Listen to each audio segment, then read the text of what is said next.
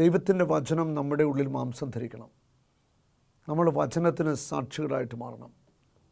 വചനത്തിനു വേണ്ടി നമ്മൾ നിലകൊള്ളണം.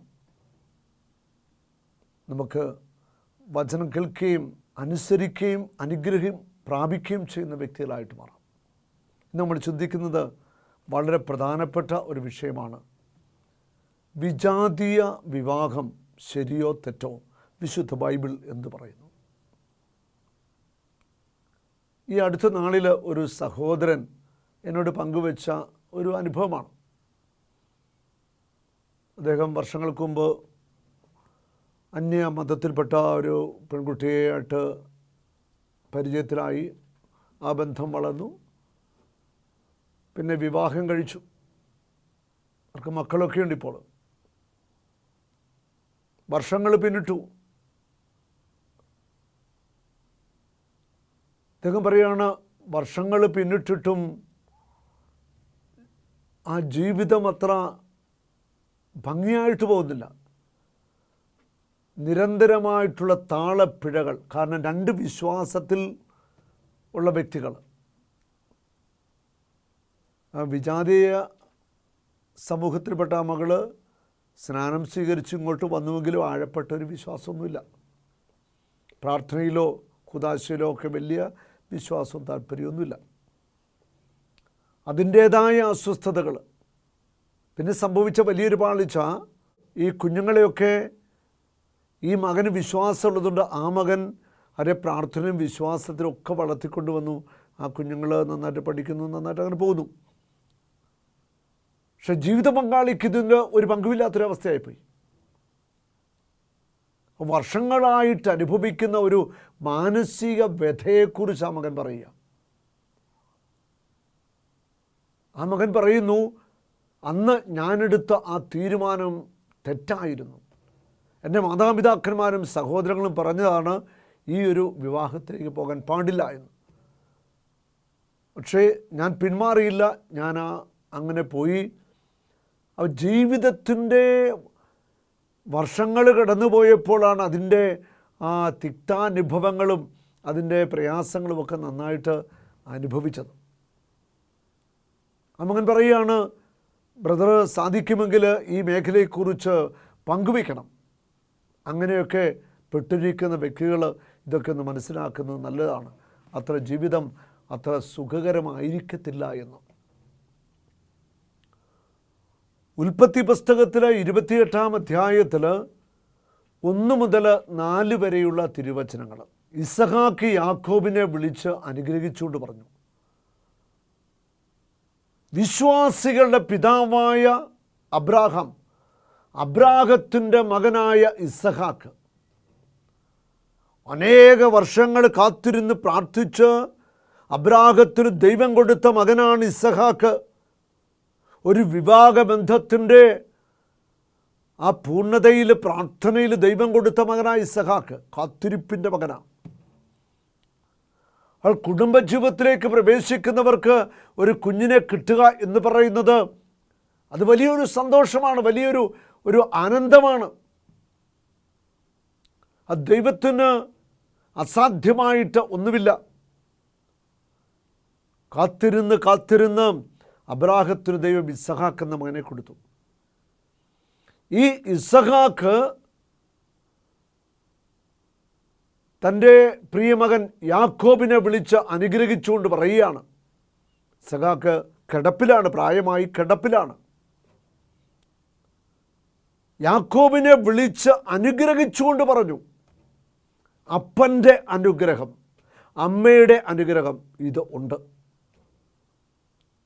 അപ്പൻ അനുഗ്രഹിച്ചുകൊണ്ട് ഇസഹാക്കിനോട് പറയുകയാണ്, കാനാന്യ സ്ത്രീകളിൽ ആരെയും നീ വിവാഹം കഴിക്കരുത്. അത് അപ്പൻ്റെ ഒരു വാണിംഗ് ആണ്, ഒരു നിർദ്ദേശമാണ്. വിജാതീയ സ്ത്രീകൾ, മറ്റ് സമുദായങ്ങളിൽപ്പെട്ട സ്ത്രീകളെ നീ വിവാഹം കഴിക്കാൻ പാടില്ല. കാനാന്യ സ്ത്രീകളെ ഒരിക്കലും വിവാഹം കഴിക്കരുത്. യാക്കോബ് അപ്പൻ്റെ വാക്ക് ഹൃദയത്തിൽ ഏറ്റെടുത്തു. അപ്പൻ പറഞ്ഞത് അതേപടി ഹൃദയത്തിൽ സ്വീകരിച്ചു. തുടർന്നുള്ള വചനം പറയുന്നു, പാദാൻ ആരാമിൽ നിൻ്റെ അമ്മയുടെ പിതാവായ ബത്തുവേലിൻ്റെ വീട്ടിലേക്ക് പോവുക. അമ്മയുടെ സഹോദരനായ ലാബാന്റെ പുത്രിമാരൊരാളെ ഭാര്യയെ സ്വീകരിക്കാം. ആ കാലഘട്ടം അങ്ങനെയാണ്. സർവശക്തനായ ദൈവം നിന്നെ അനുഗ്രഹിച്ച് സമൃദ്ധമായി വർദ്ധിപ്പിച്ച് നിന്നിൽ നിന്ന് പല ജനതകളെയും ഉളവാക്കട്ടെ. അതൊരു അനുഗ്രഹമാണ്. സർവശക്തനായ ദൈവം നിന്നെ അനുഗ്രഹിക്കട്ടെ, സമൃദ്ധമായി വർദ്ധിപ്പിക്കട്ടെ, നിന്നിൽ നിന്ന് പല ജനതകളും ഉളവാകട്ടെ. അബ്രാഹത്തിൻ്റെ അനുഗ്രഹം നിനക്കും നിൻ്റെ സന്തതികൾക്കും അവിടുന്ന് നൽകട്ടെ. ഒരു അനുഗ്രഹമാണ്. തലമുറകൾക്ക്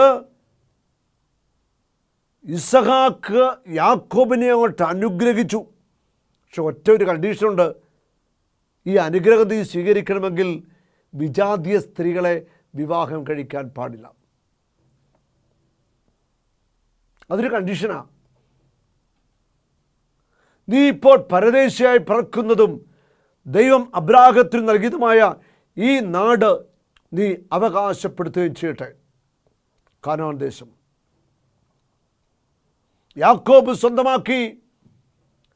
യാക്കോബിൻ്റെ മക്കളും തലമുറകളും ഇസ്രായേലിന് സർവശക്തമായ ഒരു ജനതയായിട്ട് വളരുകയാണ്.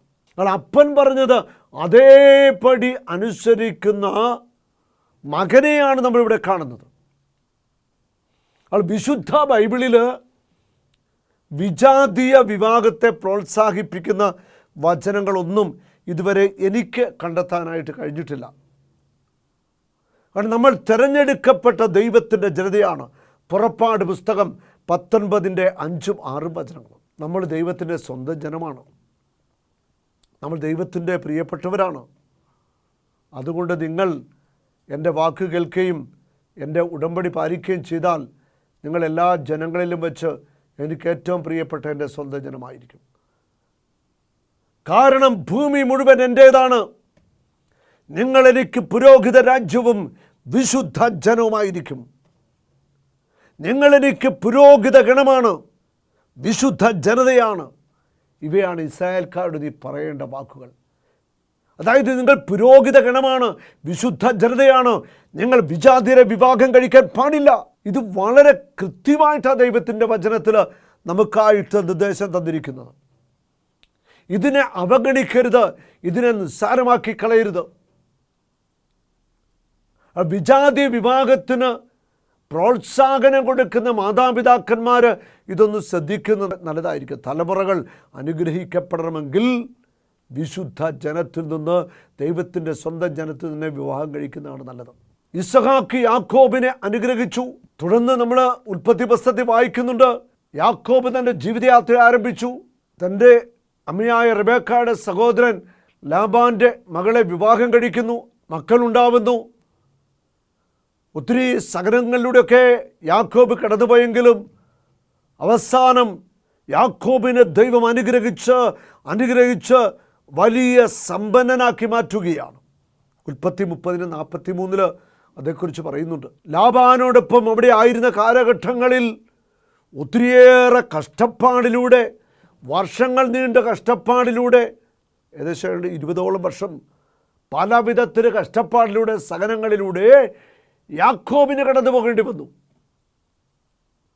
സ്വന്തം സഹോദരനായ ഏസാവിനെ കബളിപ്പിച്ചുകൊണ്ട് പിതാവിൻ്റെ അനുഗ്രഹം സ്വന്തമാക്കിയ യാക്കോബിന് ജീവിതത്തിൽ സഹനങ്ങൾ ഉണ്ടായെങ്കിലും യാക്കോബ് ദൈവത്താൽ തിരഞ്ഞെടുക്കപ്പെട്ട വ്യക്തിയായിരുന്നു. അത് ദൈവത്തിൻ്റെ പദ്ധതി തന്നെയായിരുന്നു. തീരുമാനം ദൈവത്തിൻ്റെതാണ്. ഉൽപ്പത്തി 30:43 ഇപ്രകാരം യാക്കോബ് വലിയ സമ്പന്നനായി. അവന് ധാരാളം ആടുകളും ദാസന്മാരും ഒട്ടകങ്ങളും കഴുതകളും ഉണ്ടായി. അവൾ ഇസഹാക്കിൻ്റെ അനുഗ്രഹം യാക്കോബിൻ്റെ മേൽ പകരപ്പെട്ടു.